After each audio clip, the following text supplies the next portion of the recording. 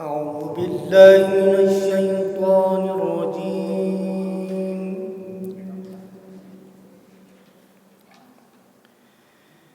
بسم الله الرحمن الرحيم.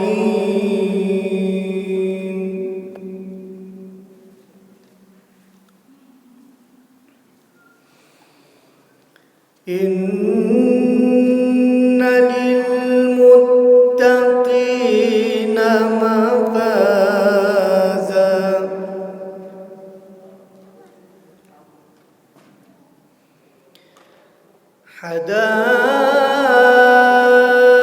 حدائق وأعنابا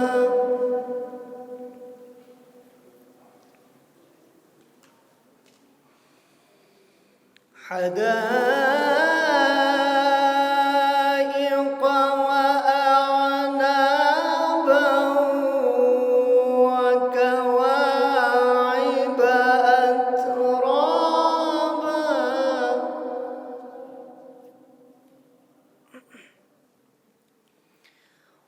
وكواعب أترابا وكأسا دهاقا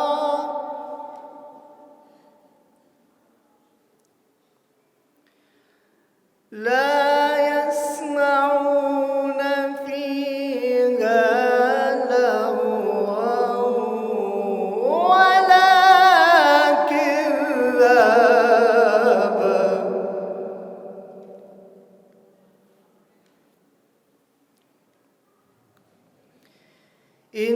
إن للمتقين مفازا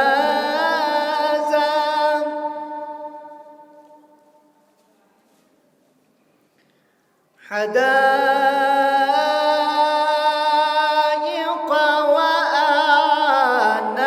وأعنابا وكواعب أترابا وكأسا دهاقا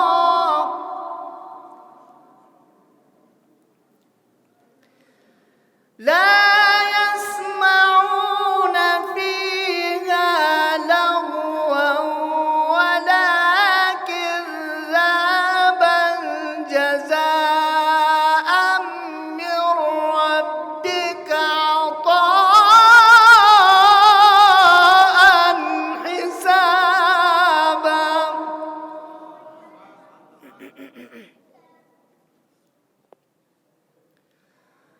رب السماوات والأرض وما بينهما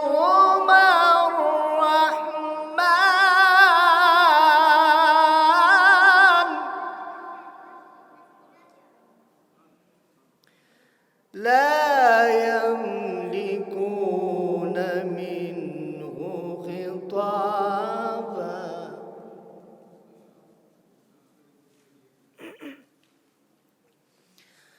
رب السماوات والأرض وما بينهما الرحمن لا يملكون منه خطابا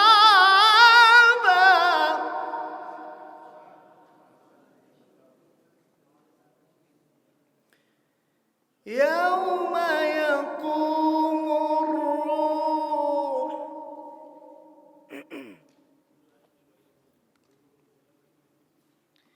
يوم يقوم الروح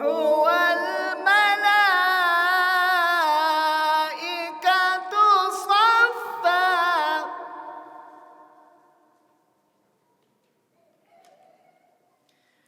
لا يتكلمون إلا من أذن له الرحمن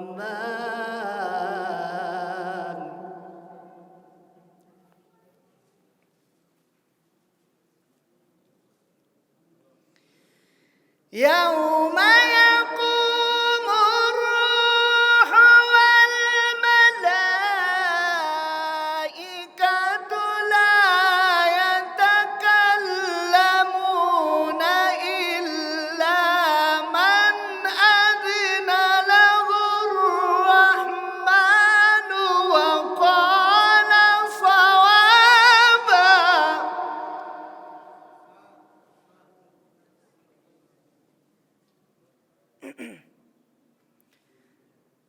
ذلك اليوم الحق فمن شاء اتخذ إلى ربه مآبا.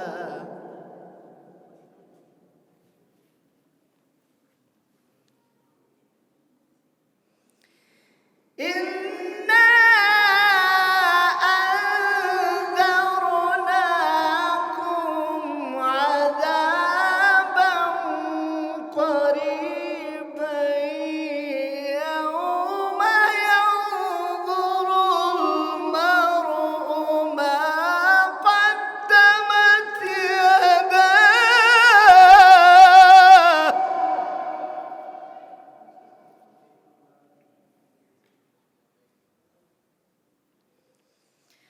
يوم ينظر المرء ما قدمت يداه ويقول الكافر يا ليتني كنت ترابا.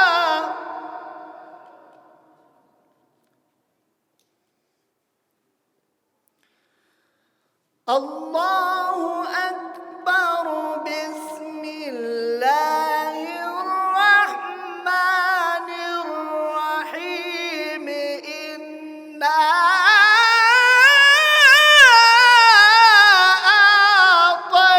أعطيناك الكوثر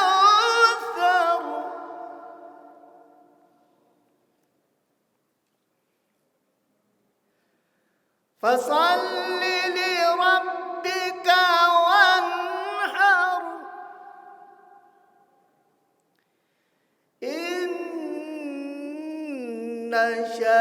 شانئك هو الأبتر.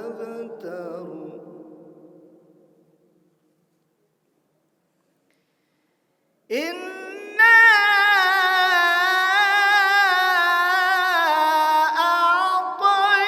أعطيناك الكوثر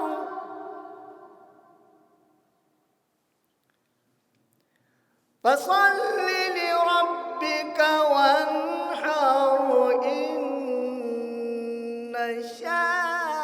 شانئك هو الأبتر. صدق الله العلي العظيم. اللهم صل على محمد وآل محمد وعجل فرجهم. ہم نہایت ہی شکر گزار ہیں برادر محترم عالی جناب مولانا بشارہ صاحب قبلہ کے کہ انہوں نے نہایت ہی دل نشین اور پختہ اور توانا آواز کے ساتھ تلاوت کلام ربانی کرتے ہوئے اس محفل کو نورانی اور قرآنی بنایا. خداوند عالم ان کو اور ہم سب کو سایہ قرآن میں محشور فرمائے. انقلاب آج جو لانا ہے تو قرآن پڑھو، سوئی قوموں کو جگانا ہے تو قرآن پڑھو. ممکن ہے متعدد دفعہ سن چکے ہوں، لیکن چونکہ ضبط ہو رہا ہے اور ایک پیغاماتی کچھ باتیں ہیں قرآن کے حوالے سے، لہٰذا میں حاضر کر رہا ہوں. انقلاب آج جو لانا ہے تو قرآن پڑھو، سوئی قوموں کو جگانا ہے تو قرآن پڑھو. طاق پہ رکھنے سے آتی نہیں گھر میں روزی، طاق پہ رکھنے سے آتی نہیں گھر میں روزی، رزق اللہ سے پانا ہے تو قرآن پڑھو، رزق اللہ سے پانا ہے تو قرآن پڑھو، دل نشیں ہوتی ہے، آج ہمارے درمیان اختلاف کیوں ہے؟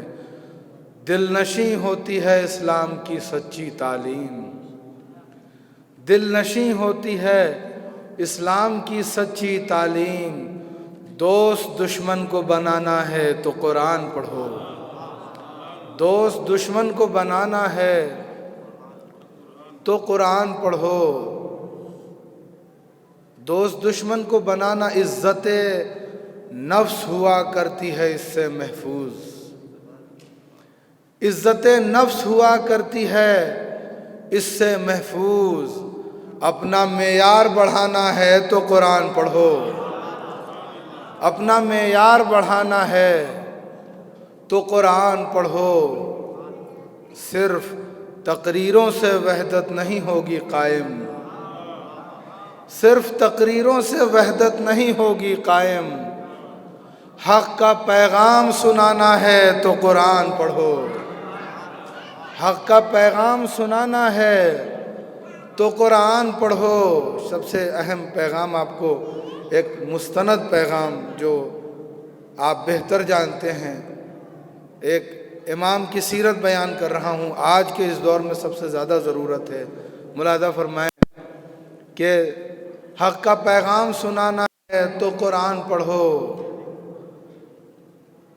حق پرستوں کو ہے نیزے سے یہ پیغام حسین، حق پرستوں کو ہے نیزے سے یہ پیغام حسین، حق پرستوں کو ہے نیزے سے یہ پیغام حسین، مائل ظلم زمانہ ہے تو قرآن پڑھو، مائل ظلم زمانہ ہے تو قرآن پڑھو۔ آج بیداری اسلامی کی تحریکوں میں زندہ کردار نبھانا ہے تو قرآن پڑھو، زندہ کردار نبھانا ہے تو قرآن پڑھو۔ اے شفیع اہل زمانہ کے دلوں پر اپنا سکہ علم بٹھانا ہے تو قرآن پڑھو، سکہ علم بٹھانا ہے تو قرآن پڑھو۔ آئیے حضرات، میں محفل کو مزید نورانی کرنے کے لیے نہایت ہی اچھے اور منفرد لب و لہجے کے مداح اہل بیت حافظ قرآن حجت الاسلام عالی جناب مولانا امیر گوپال پوری صاحب قبلہ سے گزارش کرتا ہوں کہ تشریف لائیں اور اپنے کلام سے نوازیں۔ ان کے استقبال میں بلند ترین صلوات، اللہم صلی علی محمد۔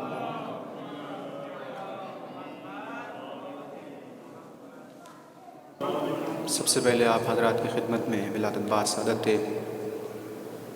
امام رضا علیہ السلام پیش کرتے ہیں اور 4 مصرے سے آغاز کرتے ہیں۔ بسم اللہ الرحمن الرحیم۔ ایک نجف میں میرا علی ہے، ایک علی ایران میں ہے،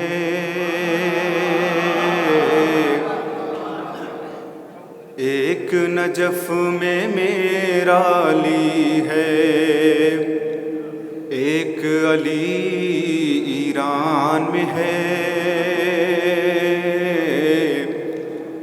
ہم پلہ دونوں کی سخاوت قدرت کے میزان میں ہے،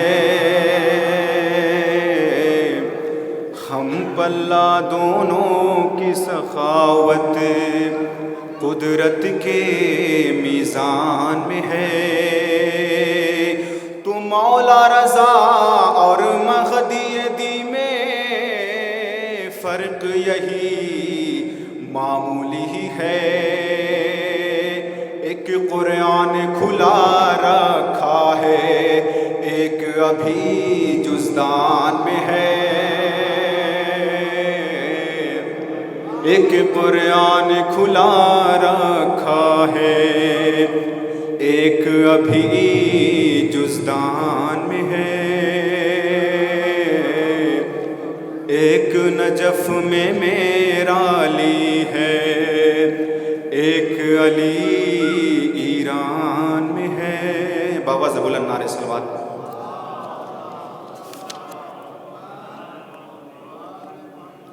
بلال دل کی ہے بس ایک اذان، امام رضا۔ آپ ہمارا ساتھ دیں۔ بلال دل کی ہے بس ایک اذان، امام رضا۔ بلال دل کی ہے بس ایک اذان، امام رضا۔ نماز مدح کی روح رواں، امام رضا۔ نماز مدح کی روح رواں، امام رضا۔ تو سوائے مشہد و قم دل کہیں نہیں لگتا، سوائے مشہد و قم دل کہیں نہیں لگتا۔ غلام آپ کا جائے کہاں، امام رضا۔ غلام آپ کا جائے کہاں، امام رضا۔ شعر بطور خاص دیں کہ فرشتے آ کے فلک سے طواف کرتے ہیں، فرشتے آ کے فلک سے طواف کرتے ہیں۔ حرم ہے آپ کا رش کے جنا، امام رضا۔ حرم ہے آپ کا رش کے جنا، امام رضا۔ یہ شعر بہت اور خاص دیں کہ بس ایک سکے کو بازو پہ باندھ کر میرے، بس ایک سکے کو بازو پہ باندھ کر میرے، سپرد آپ کے کرتی ہے ماں، امام رضا۔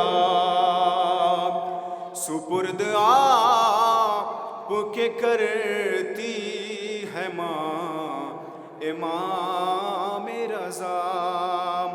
بس ایک سکے کو بازو پہ باندھ کر میرے، سپرد آپ کو کرتی ہے ماں، امام رضا۔ تو زمین توس پہ اونچا یوں کو ڈھونڈتا ہے، زمین توس پہ اونچا یوں کو ڈھونڈتا ہے، کمر جھکائے ہوئے آسمان، امام رضا۔ زمین توس پہ اونچائیوں کو ڈھونڈتا ہے، کمر جھکائے ہوئے آسمان، امام رضا۔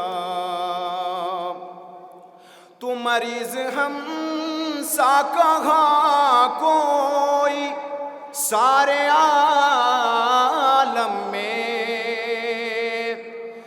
मरीज हम सा कहा कोई सारे आलम में, तबीब आप सा कोई कहाँ इमाम रज़ा, तबीब आप सा कोई कहाँ इमाम रज़ा। आखिर दो तीन शेर दें कि हरम में बैठ के चुपचाप रोता रहता हूँ, हरम में बैठ के चुपचाप रोता रहता हूँ।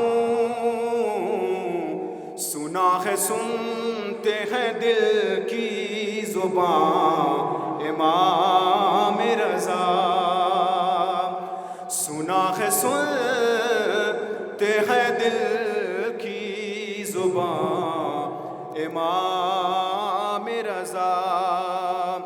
तो गुनाहगार हूँ मौला मगर मैं आप का हूँ, गुनाहगार हूँ मौला मगर मैं आप का हूँ। दलील है मेरे अश्के रवां इमाम रज़ा, दलील है मेरे अश्के रवां इमाम रज़ा। मक्ते का शेर दें कि हरम में आपके हर समते ढूंढता है नदीम, हरम में आपके हर समते ढूंढता है नदीम। कहाँ है मेरे इमाम ज़मां इमाम रज़ा, कहाँ है मेरे इमाम ज़मां इमाम रज़ा। बिलाल दिल की है बस एक अज़ा इमाम रज़ा, नमाज मदीह की रूह रवां इमाम रज़ा। बाबा से बुलंद नारे सलवात। सुभान अल्लाह जज़ाकल्लाह। बेहतरीन अशार बेहतरीन अंदाज के साथ हाफिज़ मोहतरम जनाब अमीर हसन गोपालपुरी से आप समाअत कर रहे थे। हज़रात चूँकि वक्त महदूद होता है और इस महदूद वक्त में हम कोशिश करते हैं कि ज़्यादा से ज़्यादा शुआरा और ज़ाकिरीन से इस्तिफ़ादा हो, लिहाजा आज की इस महफ़िल के एक और आखिरी शायर हमारे दरमियान मौजूद हैं। बहुत हर दिल अज़ीज़ शख्सियत हैं, नहायत ही खुलूस और अक़ीदत के साथ बारगाह अइम्मा में अपना नजराना पेश करते हैं। आप मजलिस की जो तहज़ीब है उस तहज़ीब के एक रुकने फ़आल शख्सियत यानी तहज़ीब सोसखानी तहज़ीब अज़ा का जुज़ है, लिहाजा ऐसे हम क़ुम की सरज़मीन पे कम से कम सोसखानी समाअत करते हैं तो अल्हम्दुलिल्लाह इस शख्सियत से वाकिफ़ हैं। तरवीज सोसखानी के रुकन फ़आल हुज्जतुल इस्लाम वल मुस्लिमीन आले जनाब मौलाना अहमद रिज़वी साहब क़िबला हमारे दरमियान मौजूद हैं। इनके इस्तक़बाल में एक सलवात पढ़ते हुए इनसे कलाम समाअत करें। तमाम बच्चों से भी गुजारिश है, बच्चों को बल्कि उनके वालिदैन से गुजारिश है, बच्चों का ख्याल रखते हुए उनको अपने पास बिठाने की कोशिश करें ताकि डिस्टर्ब ना होने पाए। और आप तमाम हज़रात से गुजारिश है कि महफ़िल में जिस रंग और जिस जोश अक़ीदत के साथ बैठा जाता है और शरीक महफ़िल हुआ जाता है उस तरह शिरकत करें, यानी शायर को उसकी दाद और उसका ضرور دیں. بات کرنے سے بہتر یہ ہے کہ شاعر کو اس کا حق دیا جائے اور محفل رنگ دوبالا کیا جائے. لہٰذا آپ سے گزارش ہے جوش عقیدت کے ساتھ آپ کا شاعر آپ کے سامنے ہے، سماعت کریں ایک باواز بلند نعرہ صلوات کے ساتھ. اللہم صل.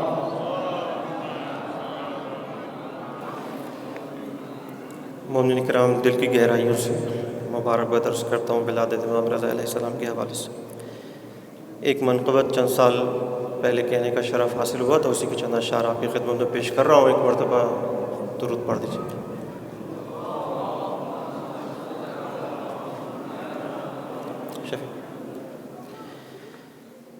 دکھ درد مٹانا ہے تو مشہد کو چلا جا،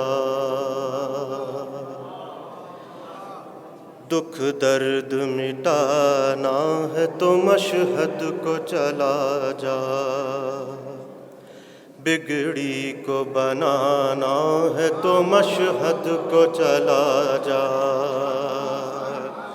بگڑی کو بنانا ہے تو مشہد کو چلا جا. مولا کی ولادت پہ تو روضہ بھی سجے گا، مولا کی ولادت پہ تو روضہ بھی سجے گا، روضے کو سجانا ہے تو مشہد کو چلا جا، ہر لحظہ وہاں بٹتے ہیں رحمت کے خزانے، ہر لحظہ وہاں بٹتے ہیں رحمت کے خزانے،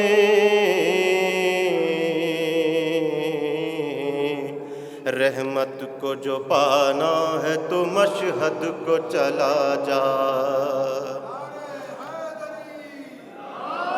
ہر درد کو ملتی ہے شفا صحن شفا میں، ہر درد کو ملتی ہے شفا صحن شفا میں، دردوں کو مٹانا ہے تو مشہد کو چلا جا، بگڑی کو بنانا ہے تو مشہد کو چلا جا، بہتر منو سلوا سے ہو گر ایسی ہے خواہش،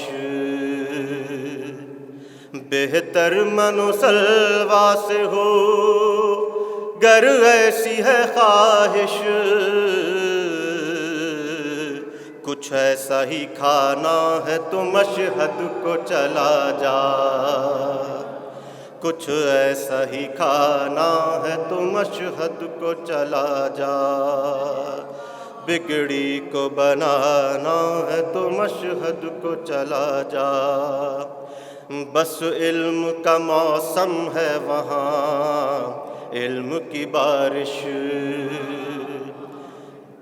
بس علم کا موسم ہے وہاں علم کی بارش، جا اس میں نہانا ہے تو مشہد کو چلا جا، بگڑی کو بنانا ہے تو مشہد کو چلا جا، ہر درد سے تکلیف سے ہر کرب سے سن لے، ہر درد سے تکلیف سے ہر کرب سے سن لے، گر خود کو بچانا ہے تو مشہد کو چلا جا، بگڑی کو بنانا ہے تو مشہد کو چلا جا، کرتا ہے حکومت کوئی کردار سے کیسے، کرتا ہے حکومت کوئی کردار سے کیسے، یہ خود کو سکھانا ہے تو مشہد کو چلا جا، یہ خود کو سکھانا ہے تو مشہد کو چلا جا، اور اپنے استاد محترم کو یاد کرتے ہوئے سبت جعفر صاحب کو کہ ہوں گے وہیں استاد بھی مخلص یہ قصیدہ، ہوں گے وہیں استاد بھی مخلص یہ قصیدہ، ان کو بھی سنانا ہے تو مشہد کو چلا جا، یہ شاعری بھی رزق ہے مخلص تو سمجھ لے، یہ شاعری بھی رزق ہے مخلص تو سمجھ لے، جو رزق کمانا ہے تو مشہد کو چلا جا، دکھ درد مٹانا ہے تو مشہد کو چلا جا، بگڑی کو بنانا ہے تو مشہد کو چلا جا۔ نعرہ صلوات۔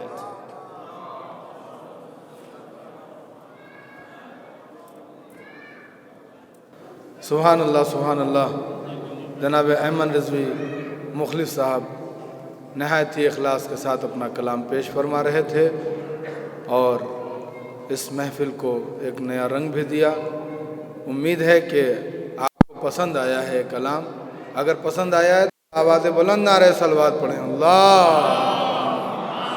صلی علی محمد وآل محمد وعجل فرجہم الشریف۔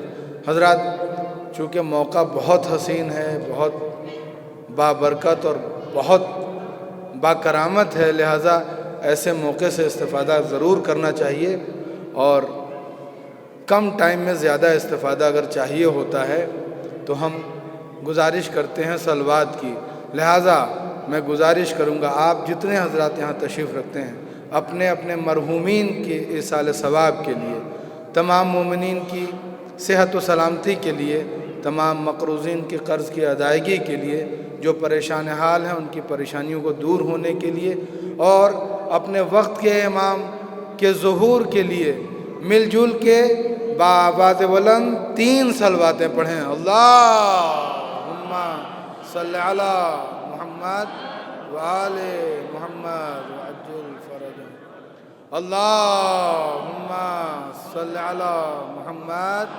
وآل محمد، اللہم صلی علی۔ آئیے حضرات، میں نہایت ہی ادب و احترام کے ساتھ استاذ الاساتید، عالم باعمل، خطیب بے بدل، محقق یگانہ، مفکر یگانہ، حجت الاسلام والمسلمین، عالی جناب مولانا عقیل عباس صاحب قبلہ سے گزارش کرتا ہوں کہ تشریف لائیں اور اپنے عالمانہ بیان سے اس محفل کو نورانی بنائیں۔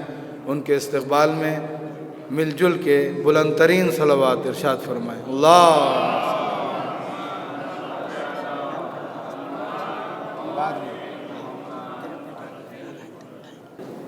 لا حول ولا قوة إلا بالله العلي العظيم۔ اعوذ باللہ من الشیطان اللعین الرجیم، بسم اللہ الرحمن الرحیم، الحمد للہ رب العالمین، الصلاة والسلام علی اشرف الانبیاء والمرسلین، خاتم النبیین سیدنا و مولانا ابی القاسم محمد،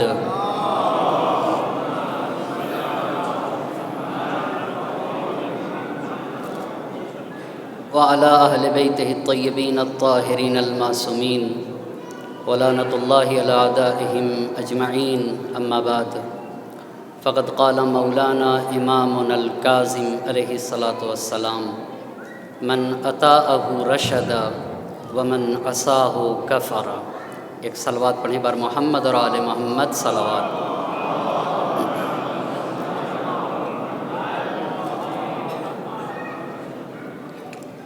جواریہ کریمہ اہل بیت ہے، اور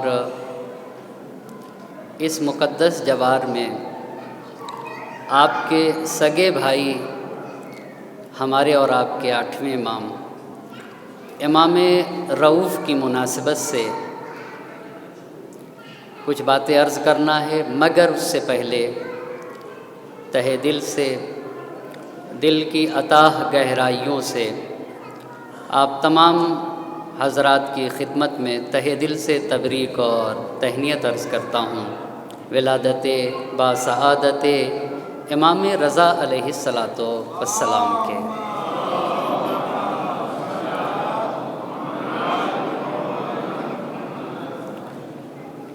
ہمارے اور آپ کے 8ویں امام کی ولادت سن 148 ہجری مدینہ منورہ میں ہوئی ہے،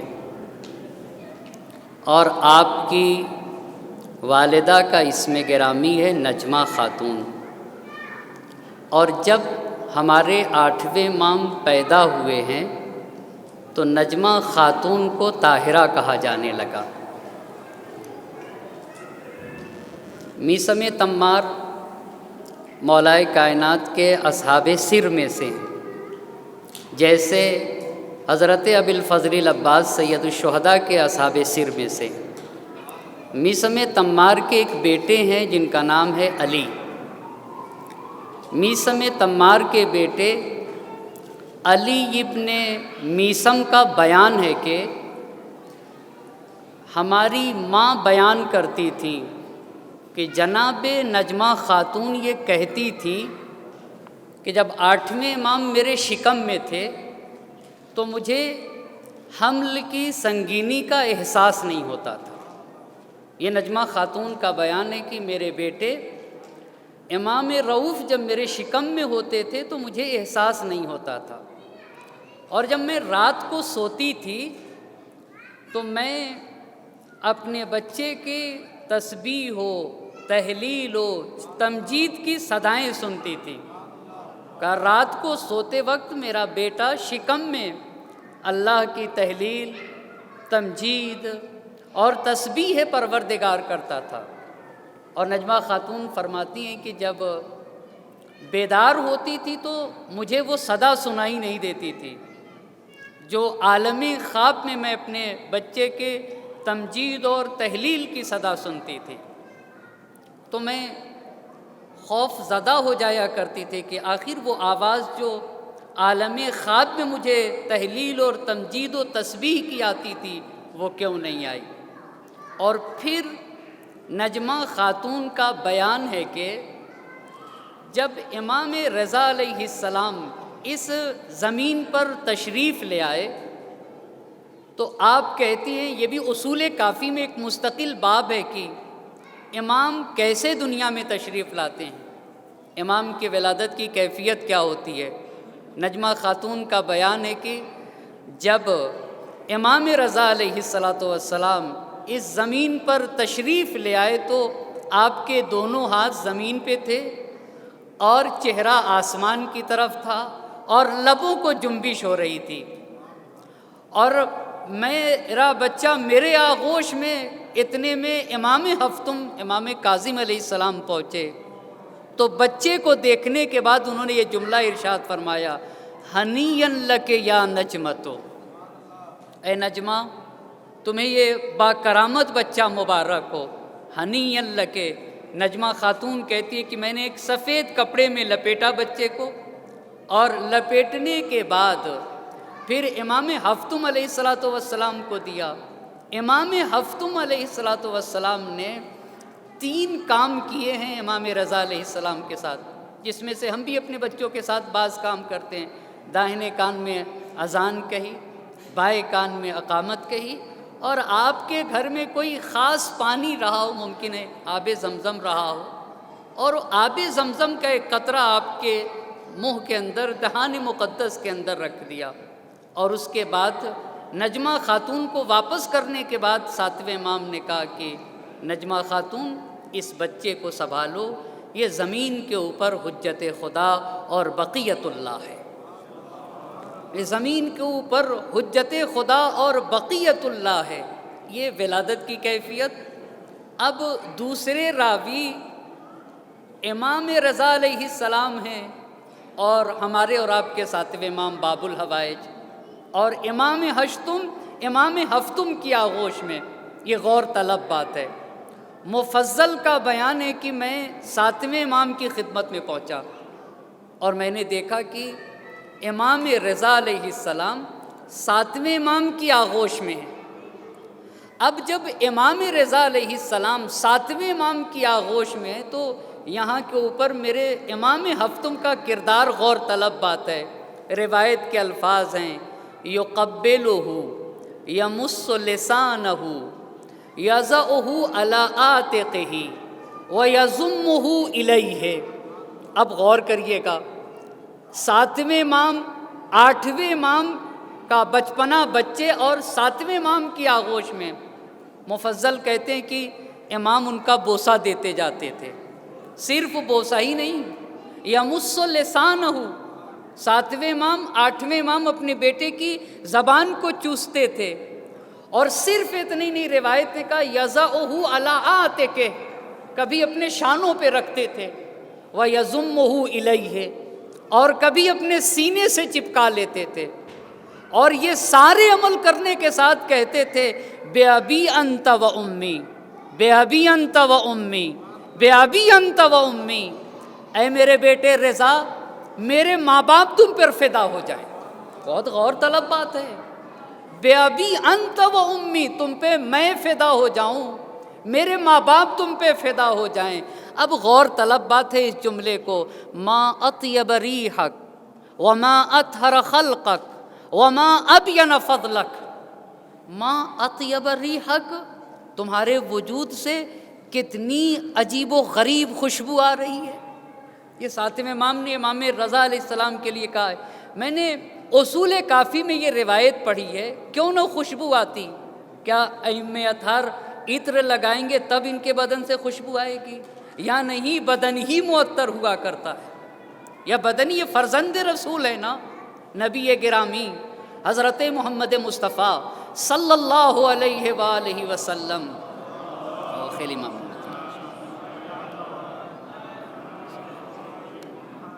میرے 7ویں امام زبان چوستے تھے 8ویں امام کی، بوسہ دیتے تھے 8ویں امام کو، اپنے شانے پہ بیٹھاتے تھے، اپنے سینے سے لگاتے تھے، اور سینے سے لگا کر کہتے تھے ما اطیب ریحک، کتنا خوشبودار بچہ ہے، جس کے وجود سے کیسی خوشبو آتی ہے۔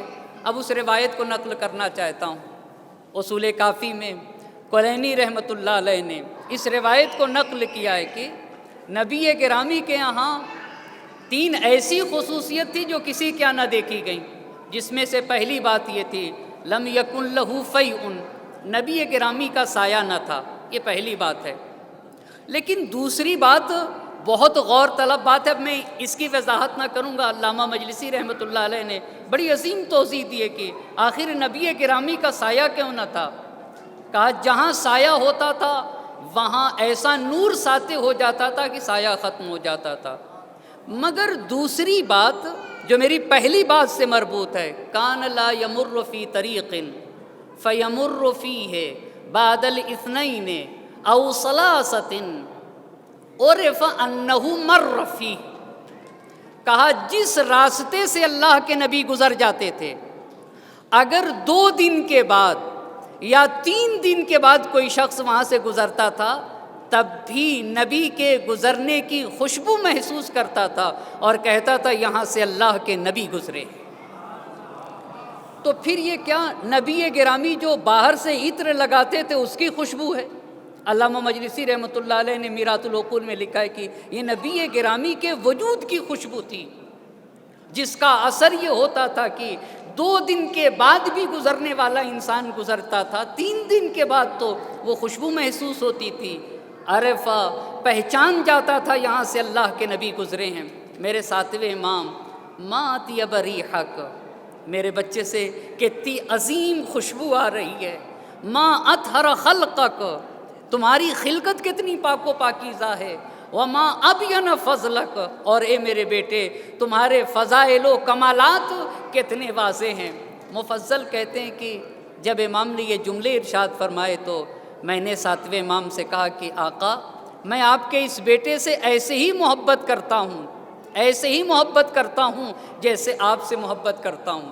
اب اس بات کو روک کے پیغمبر کی حدیث کہنا چاہوں گا، اور پیغمبر کی حدیث سے پہلے کچھ خود امام رؤوف نے کہا ہے، منظارنی علی بودداری و مزاری اتیتہ یوم القیامت فی ثلاثۃ مواطن، میرا گھر دور ہے، میری قبر دور ہے، میری مزار دور ہے، مگر اگر کوئی اس دور دراز مزار کے اوپر بھی میری زیارت کو آئے گا تو اتیتہ یوم القیامت فی ثلاثۃ مواطن، میں بھی 3 جگہ کے اوپر قیامت میں اس کے کام آؤں گا۔ یوم اذا تطایرت الکتب یمینا و شمالا، جب انسان کے نام اعمال اس کے داہنے یا بائیں ہاتھ میں دیے جائیں گے تب اس کے پاس آؤں گا۔ عند الصراط و عند المیزان، یہ تو امام رؤوف کی حدیث تھی۔ اللہ کے نبی نے فرمایا ستدفن بضعۃ منی بخراسان، میرے وجود کا ایک حصہ خراسان میں دفن کیا جائے گا۔ ما زارہا مکروب الا نفس اللہ کربہ، کسی بھی مشکل اور پریشان حال انسان اگر قبر امام رؤوف پہ پہنچ گیا تو اللہ اس کی مشکل کو آسان فرما دے گا۔ ما زارہا مکروب، یعنی کسی بھی مشکل میں گرفتار ہو قبر امام رؤوف پہ پہنچ جاؤ۔ ولا مذنب الا غفر اللہ ذنبہ، کوئی بھی گنہگار اگر قبر امام رؤوف پہ پہنچ جائے تو غفر اللہ ذنبہ، یعنی زیارت امام رضا علیہ السلام گناہوں کا کفارہ ہے، توبہ ہے۔ مفضل کہتے ہیں میں نے 7ویں امام سے کہا کہ آقا میں آپ کے اس بیٹے سے ایسے محبت کرتا ہوں جیسے آپ سے محبت کرتا ہوں۔ تو امام رضا علیہ السلام نے کہا کہ امام کاظم علیہ السلام نے کہا کہ صحیح کہتے ہو، ہو منی بمنزلت من ابی، کہ یہ میرا بیٹا میری نسبت وہی مقام و منزلت رکھتا ہے جو میں اپنے بابا کی نسبت مقام و منزلت رکھتا ہوں۔ جو مقام و منزلت مجھے میرے بابا جعفر بن محمد کی نسبت ہے، وہی مقام و منزلت میرے بیٹے امام رضا کو میری نسبت ہے۔ قرآن کی آیت پڑھ دی، آیت پڑھنے کے بعد معنی یہ تھا ذریۃً بعضھا من بعض واللہ سمیع علیم۔ راوی پوچھتا ہے کہ آقا آپ کے بیٹے کیا آپ کے بعد امام ہوں گے؟ کیا آپ کے بعد حجت خدا ہیں؟ 7ویں امام نے کہا کہ ہاں یہ میرے بیٹا میرے بعد زمین کے اوپر حجت خدا ہے۔ اس کے بعد امام نے یہ فقرہ ارشاد فرمایا من اطاعہ رشد، جو ابتدائی سخن میں آپ کی خدمت میں پیش کیا، جو بھی اس کی اطاعت کرے گا، ان کی فرما برداری کرے گا، رشد، وہ ہدایت پائے گا۔ ومن عصاہ کفر، اور جو ان کی نافرمانی کرے گا وہ کافر ہوگا۔ ایک صلوات کا سہارا دے بر محمد اور آل محمد صلوات۔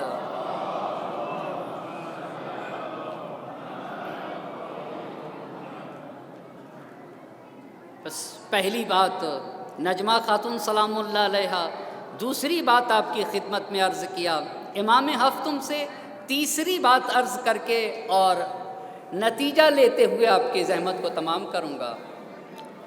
امام رضا علیہ السلام کو عالم آل محمد کہا گیا ہے۔ اس پہ بھی گفتگو نہ کرتے ہوئے امام رضا علیہ السلام کی ایک عظیم خاصیت ہے، وہ کربلا کے شہید اور خاص طور سے سید الشہداء کے لیے بڑا اہتمام کیا ہے۔ اس میں سے شعراء کے ساتھ بھی بڑا کردار رہا ہے، جس میں سے ایک کردار دیبل خزائی کے ساتھ رہا ہے۔ اس کردار کو عرض کر کے زحمت کو تمام کرنا چاہوں گا۔ دیبل خزائی ہیں اور دیبل خزائی نے اہل بیت کی شان میں قصیدہ کہا ہے، اور قصیدہ کہنے کے بعد قسم کھا لی دیبل خزائی نے کہ اگر کسی کو سناؤں گا تو سب سے پہلے امام رضا علیہ السلام کو سناؤں گا۔ یہ دیبل خزائی نے قسم کھا لی تھی، اور قسم کھانے کے بعد امام رؤوف کے پاس پہنچے۔ امام رؤوف سے کہتے ہیں کہ آقا میں نے ایک قصیدہ کہا ہے اور اس میں یہ قسم کھائی ہے کہ سب سے پہلے آپ کو سناؤں گا۔ تو امام رؤوف نے کہا کہ اچھا سناؤ دیبل خزائی، کون سا قصیدہ سنانا چاہتے ہو؟ تو دیبل خزائی قصیدہ سنانے لگے۔ اس قصیدے کے چند اشعار آپ کی خدمت پہ پیش کرنا چاہوں گا۔ وہ یہاں سے شروع کرتے ہیں مدارس آیات خلط من تلاوت، آیات الہی کے مکتب اور مدرسے میں قرآن کی تلاوت نہیں ہوتی ہے۔ کا مدارس آیات خلط من تلاوت منزل وحی مغفر الاسرات، وہ گھر جہاں قرآن اترا تھا وہ بے رونق ہو گیا، وہ بے رونق ہو گیا۔ اس کے بعد دوسرا شعر دیبل خزائی نے پڑھا، ارافیہم فی غیرہم متقسمہ، میں دیکھ رہا ہوں اہل بیت کے اموال کو دوسروں کے درمیان تقسیم کر دیا گیا۔ وَأَيْدِيهِمْ مِنْ فَيْئِهِمْ صَفَرَاتٌ، اور اہل بیت کے ہاتھ میں کوئی ان کا مال نہیں ہے۔ یہ دو جب شعر پڑھے دیبل خدائی نے تو امام کی آنکھوں سے آنسو گرنے لگے، امام رضا علیہ السلام کی آنکھوں سے۔ اور اس کے بعد جب امام رضا علیہ السلام کی آنکھوں سے آنسو گرے تو پھر امام رضا علیہ السلام نے دیبل خدائی کو کہا کہ دیبل خدائی تم اشعار پڑھو۔ پھر دیبل خدائی نے یہ ائمہ اطہار کی جگہ جگہ قبریں ہیں نا، امام کاظم علیہ السلام کی کاظمین اور بغداد میں قبر، ہمارے ائمہ اطہار کی قبروں کو بیان کرنا شروع کیا، جس میں سے دیبل خدائی نے کہا وَقَبْرٌ بِبَغْدَادَ لِنَفْسٍ زَكِيَّةٍ، اشارہ تھا امام ہفتم کی طرف، کہا بغداد میں قبر ہے نفس زکیہ کی، یعنی کاظمین میں امام ہفتم کی قبر ہے۔ تضمنہا الرحمن فی الغرفات، جس کو اللہ سبحانہ تعالیٰ نے اپنے خاص حجروں میں رکھ رکھا ہے۔ اتنا جب سنا دیا دیبل خدائی نے امام ہفتم کو تو امام نے کہا کہ تم ٹھہر جاؤ، ابھی تمہارا قصیدہ مکمل نہیں ہوا، میں 2 شعر اس پہ بڑھا دیتا ہوں، بہت توجہ کرنے کی ضرورت ہے، اس پہ میں 2 شعر بڑھا دیتا ہوں۔ وہ 2 شعر امام رضا علیہ السلام نے کون سے بڑھائے تھے؟ کون سے بڑھائے تھے؟ دیبل خزائی نے جعفر ابن محمد، حسن ابن علی، علی ابن الحسین، امام محمد باقر علیہ السلام کی قبروں کا تذکرہ، ائمہ اطہار کی پراکندہ قبروں کا تذکرہ کیا تھا۔ تو امام رضا علیہ السلام نے کہا کہ 2 شعر مجھے بڑھانے دو، 2 شعر مجھے بڑھانے دو۔ کہتے ہیں وہ قبر بطوس یا لہا من مصیبت، قبر بطوس یا لہا من، ایک قبر طوس میں بنے گی اور بہت مصیبت کا وقت ہوگا، یعنی اپنے موت کی آئندہ خبر دے رہے تھے۔ وہ قبر بطوس یا لہا من مصیبت توقد بالاحشاء والحرقات، کا جب وہ طوس میں وہ قبر بنے گی نا تو شیعوں کے دلوں کو جلا دے گی، میرے چاہنے والوں کے کلیجے پاش پاش ہو جائیں گے، اور جو ان کے دلوں میں آتش روشن ہوگی نا قیامت تک کے لیے شعلہ ور ہوگی۔ الی الحشر حتی یبعث اللہ قائما، وہ کب تک آگ روشن رہے گی؟ جب تک اللہ اپنے قائم کو بھیج دے گا، قائم کو بھیج دے گا۔ یفرج عنا الہم والکربات، وہی آ کر ہمارا قائم ہی آ کر مشکلات کا خاتمہ کرے گا۔ یہ 2 شعر امام نے دیے اور دیبل خدائی سے کہا ٹھہر جاؤ، تم نے ہمارے شان میں قصیدے کہے ہیں نا، تمہارے ہم نے امام رؤوف ہیں، امام رؤوف ہیں، ہم نے ذکر کیا ہے نا، ہم نے اہتمام کیا ہے، اور وہ بھی کریم اہل بیت معصوم ہے، سگے بھائی بہن ہیں، سگے بھائی بہن۔ 25 سال کا فرق ہے امام رضا علیہ السلام اور معصوم قم میں۔ 25 سال کے بعد امام رضا علیہ السلام کی ولادت سے 25 سال کے بعد معصوم قم سلام اللہ علیہ کی ولادت ہوئی ہے۔ 148 میں امام رضا علیہ السلام کی ولادت، 173 میں معصوم قم سلام اللہ علیہ کی ولادت، اور ہمارے چھٹے امام نے 45 سال پہلے آپ کی ولادت سے یہ کہا تھا کہ تقبض فیہا امرأۃ من ولدی، شہر قم میں ہمارے گھرانے سے خاتون دفن کی جائے گی، تدخلو بشفاعتها شیعتی الجنت باجمعہم۔ صرف معصوم قم سلام اللہ علیہ کے لیے چھٹے امام نے 7ویں امام کی ولادت سے پہلے یہ جملہ ارشاد فرمایا تھا۔ معصوم قم کا یہ مقام ہے کہ صرف معصوم قم سلام اللہ علیہ ایک طرف، اور زمین پہ جتنے شیعہ رہتے ہیں سب ایک طرف۔ معصوم قم کی شفاعت سارے شیعوں کی مغفرت کے لیے کافی ہے، یہ میرے چھٹے امام نے فرمایا ہے۔ حیدری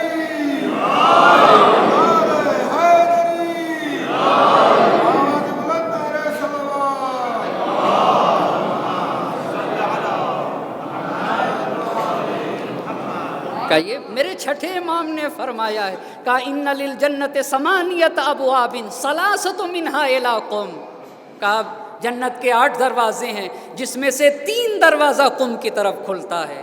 اتنے مقدس بھائی بہن کا تذکرہ جب دیبل خزائی نے، یہ کریم ہے نا، یہ بغیر مانگے دیا کرتے ہیں، دیبل خزائی کا قصیدہ مکمل ہوا امام رضا علیہ السلام کے اس 2 شعر کے ساتھ، تو امام رضا علیہ السلام نے دیبل سے کہا ٹھہر جاؤ، دیبل سے کہا ٹھہر جاؤ، خدا کی قسم ان جگہوں کی خاکیں، خاک سید الشہداء کی خاک کے لیے روایت نے کہا ہے فی تین قبر الحسین الشفاء من کل دائن، الشفاء من کل دائن، قبر حسین کی خاک ہر بیماری کا علاج ہے، ہر بیماری کا علاج ہے۔ اب جملہ سنیے گا، دیبل ٹھہر جاؤ، ٹھہر جاؤ، اے کاش یہ وہ راتیں ہیں نا جس میں اگر عنایت شامل حال ہو گئی تو دنیا بھی سنور جائے گی اور آخرت بھی انسان کی سنور جائے گی، اور ہر طرح کا رزق یہاں سے ملتا ہے۔ ٹھہر جاؤ، اپنے غلام کو بھیجا 100 درہم دے کے، توجہ کریے گا، مگر کوئی معمولی درہم نہیں تھا، اس درہم پہ امام رضا علیہ السلام کے اسماء کندہ تھے، نام کندہ تھا، 100 درہم دیا، خادم 100 درہم لے کر آ گیا، دیبل آقا نے دیا ہے، آقا نے یہ دیا ہے۔ دیبل خزائی نے کہا کہ میں تو اس کے لیے نہیں آیا تھا، اور نہ میں نے اس کے لیے شعر کہے تھے، واپس کر دیا خادم سے امام رؤوف کے پاس، اور خادم سے کہا کہ اگر ہو سکے تو آقا سے کہہ دو کہ اپنے بدن کا لباس، اپنے بدن سے ایک لباس دے دے جو مس ہوا ہو، ایک ایسا لباس دے دے جس کو آقا نے پہنا ہو، وہ ہمارے لیے وہی کافی ہے۔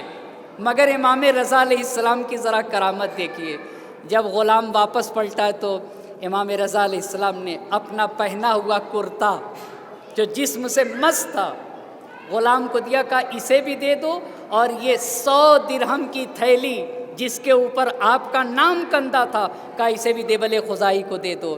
لے کے چلا، اور امام نے کہا تھا دیبل سے کہہ دینا اس 100 درہم کو اچھی طرح رکھے رہیں گے، یہ ضرورت کے وقت تمہیں کام آئیں گے۔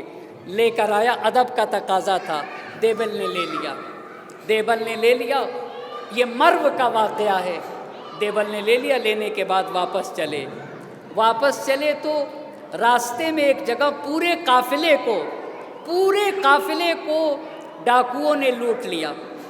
جب قافلے کو لوٹ لیا گیا تو اس قافلے کو لوٹنے والوں میں ایک شخص تھا جو دیبل خزائی کے اسی قصیدے کا ایک مصرع پڑھ رہا تھا جس کو امام رضا علیہ السلام کے پاس سنا کر آئے تھے۔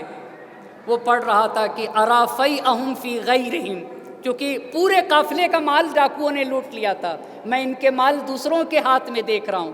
تو دیبل خزائی نے کہا تمہیں پتہ ہے یہ کس کا شعر ہے؟ تو اس نے کہا یہ تو دیبل خزائی کا شعر ہے۔ کہا میں ہی تو دیبل خزائی ہوں۔ تو سردار نے کہا کہ سارے مال کو واپس کر دیا جائے۔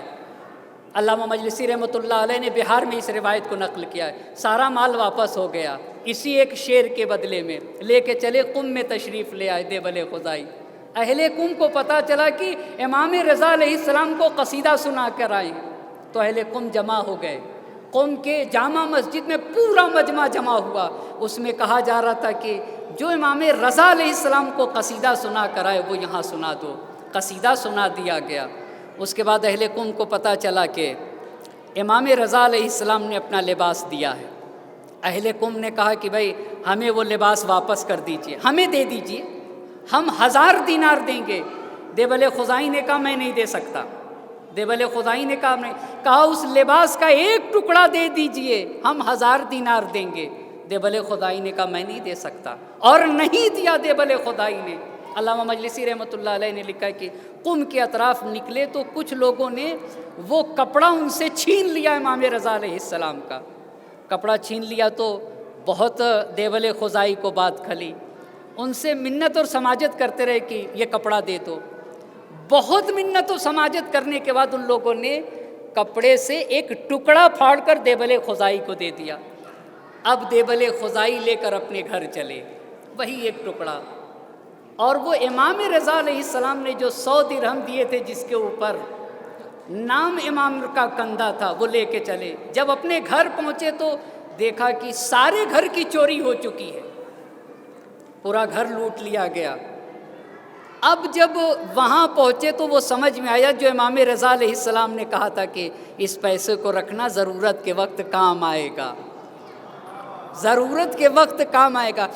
جب پتہ چلا وہاں کے شیعوں کو کہ یہ وہ سکہ لے کر آئے ہیں جس پہ امام رضا علیہ السلام کا نام لکھا ہے، تو لوگوں نے ایک سکہ 100 درہم میں خریدا ہے۔ بہت توجہ کرنے کی، میرے آقا کا اس کے اوپر نام ہے۔ 100 درہم تھے، ہر سکہ 100 درہم کا خرید دیا، 100 درہم کا مالدار ہو گئے دیبل خزائی۔ مگر دیبل خزائی کی ایک کنیز تھی جس کو دیبل خزائی بہت چاہتے تھے۔ کنیز کی آنکھ خراب ہو رہی تھی اور ڈاکٹر نے کہا کہ اس کی آنکھ سے اب روشنی نہیں آ سکتی ہے، دیکھ نہیں سکتی ہے۔ بہت زیادہ دیبل خزائی پریشان۔ آخر میں دیبل خزائی کو یاد آیا کہ وہ امام رضا علیہ السلام کے بدن سے مس جو کپڑے کا جو ٹکڑا ہے اسے لے کر آیا جائے۔ بھئی ڈاکٹر تو شفا نہیں دے سکتے نا، مگر ہاں امام رؤوف کے لباس کا جو ان کے جسم سے مس ہے وہی شفا دے سکتا ہے۔ دیبل خزائی لے کر آئے، وہ صرف کپڑا آپ کی آنکھ پہ پھیر دیا، ایسی آنکھ ہو گئی جیسے پہلے کی طرح تھی۔